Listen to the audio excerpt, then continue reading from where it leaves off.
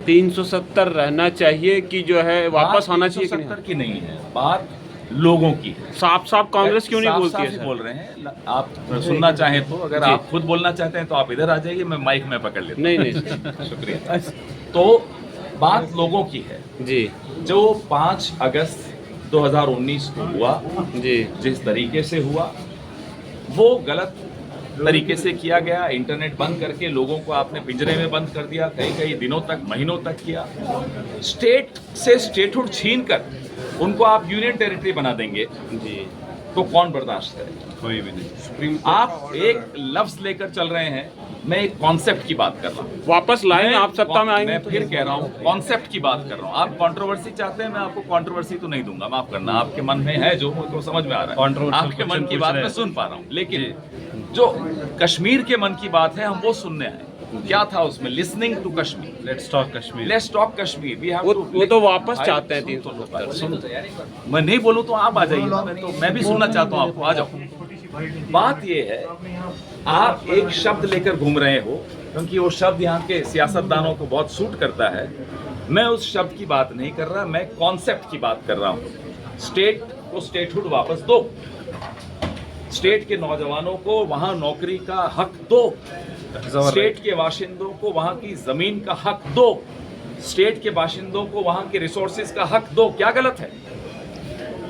आप लेकर चल रहे हैं साहब, फलाना आप वापस लाओगे नहीं लाओगे, आप मुझे बताइए, आप कौन से स्टेट से हैं?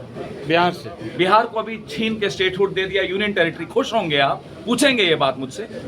तो आप सत्ता में आएंगे तो दे देंगे ना। सत्ता में आए से पहले इनसे स्टेटहुड दिलवाएंगे। आप क्या सत्ता की इंतजार करते हो? उनसे आप नहीं देंगे, आप ही आ अरे जाएंगे। हम सत्ता में आए उससे पहले इनसे छीन के स्टेटहुड दिलवाएंगे जम्मू कश्मीर में। और कैसी बात कर रहे हैं आप? 370 ये आ गए आप फिर उसी पर। हम कॉन्सेप्ट की बात कर रहे हैं, आप उस लफ्ज पे अटके हुए। पवन जी, एक सबसे ज्यादा मतलब संसद चल रही है, मॉनसून सत्र सर लगातार तीसरा सप्ताह हो गया है, विपक्ष भी लगातार अपने तरफ से विरोध प्रदर्शन कर।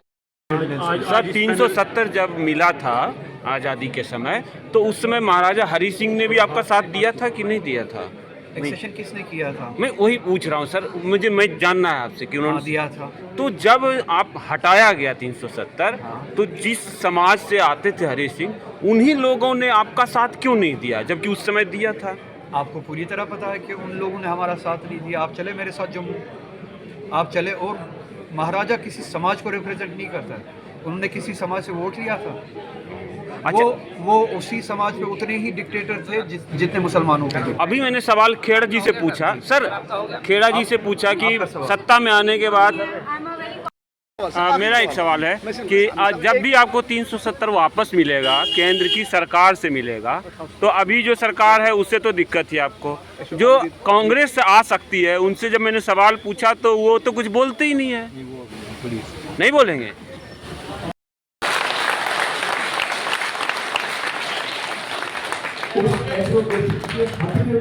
हमें बहुत शौक लगा था कि ये, हाँ बिल्कुल, क्योंकि आम आदमी पार्टी तब हमें लगता था कि अगर, मैं ये तब की बात कर रहा हूँ कि तब हमें लगता था और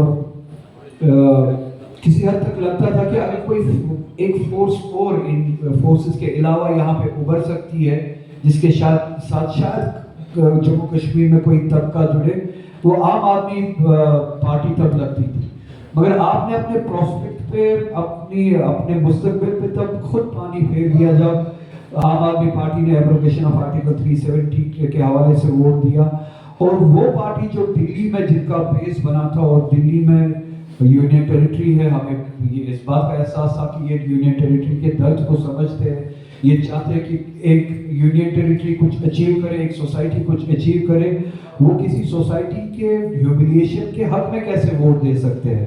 खैर, वो आपकी पार्टी से मिला है, आपसे उम्मीदें बहुत ज्यादा है क्योंकि आप मुनफरिद हैं। कुछ लोग होते हैं कुछ पार्टियों में जो पार्टी से बिल्कुल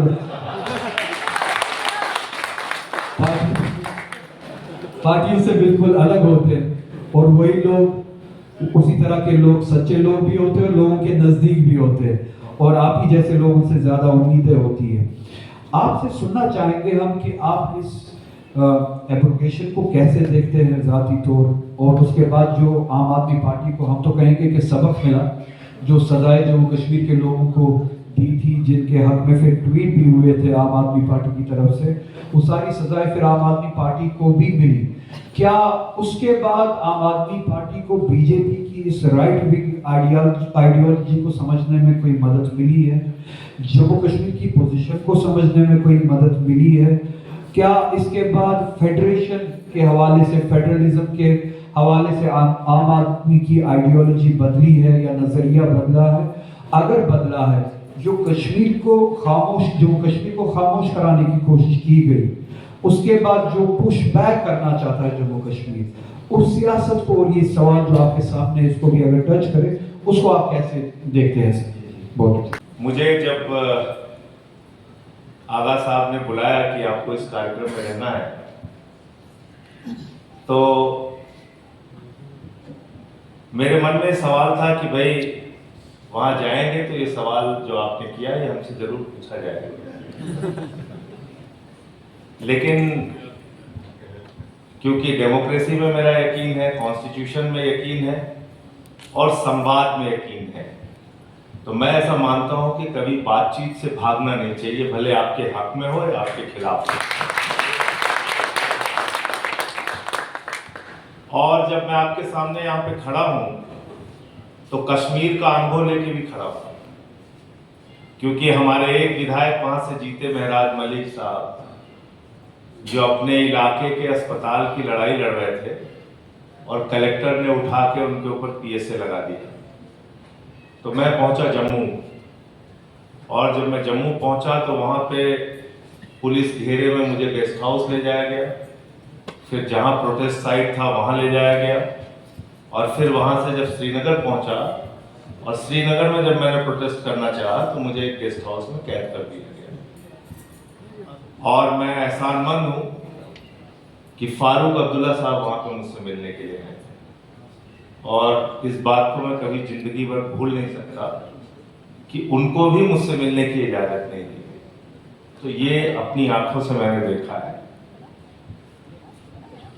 अगर आप तमाम सवालों पे जवाब चाहेंगे तो उसके विस्तार में जाऊंगा, बातें बहुत दूर तक चली जाएंगे। अभी हमसे पहले यहाँ पे बोल रहे थे साहब कि 90% 370 के जो अधिकार थे वो पहले समय समय पे आपसे छीने गए।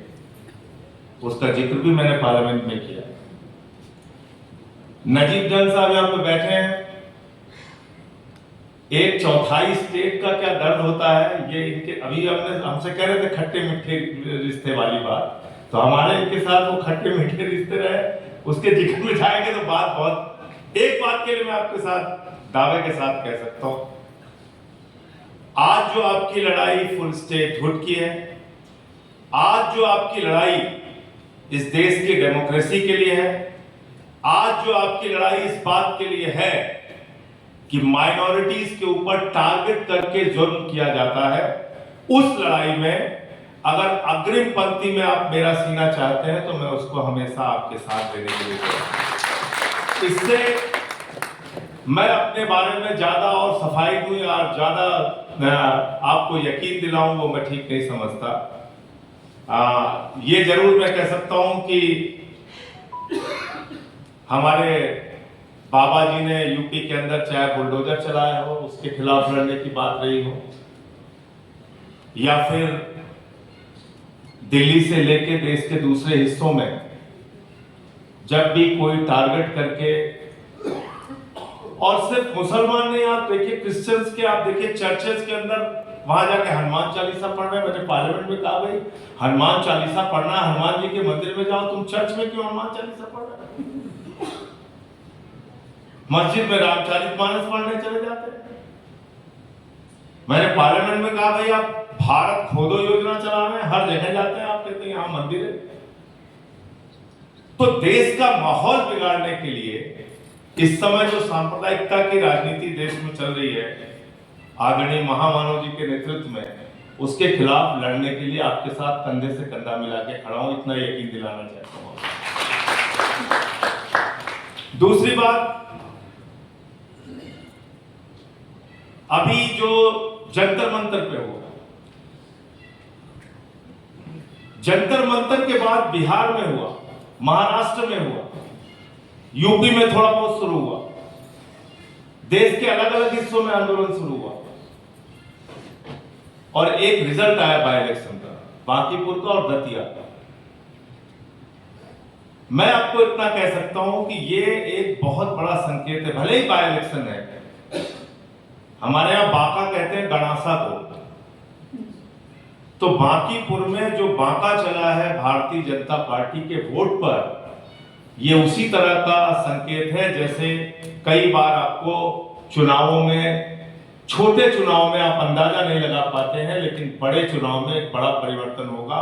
ये संकेत है कि भारतीय जनता पार्टी से देश का यूथ, देश का नौजवान, उसका मोह भंग हो रहा है और 29 में इनको हटा के लोग रहेंगे, इनका सफाया होगा। ये मेरा यकीन है।